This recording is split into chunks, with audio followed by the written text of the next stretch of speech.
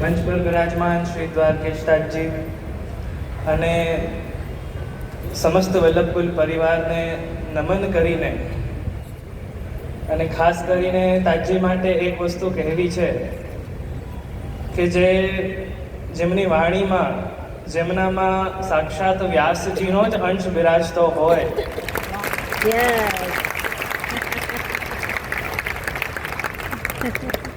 એમના સાનિધ્યમાં આજે આવીને અને પ્રથમ જ વાર આપના આવા કાર્યક્રમમાં આવવાનું સૌભાગ્ય પ્રાપ્ત થયો છે. અતિશય આનંદ થયો.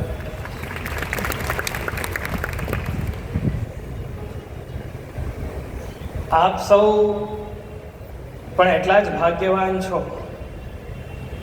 અને જેમ તિલક બાબાએ કહ્યું કે ઠાકોરજીનો વાસ હોય છે જ્યાં ભાગવતની ધારા વહેતી હોય છે. એ જ બાબતમાં એક આપ સૌને પ્રશ્ન કરું છું. આપ સૌ 7 દિવસ ભાગવતને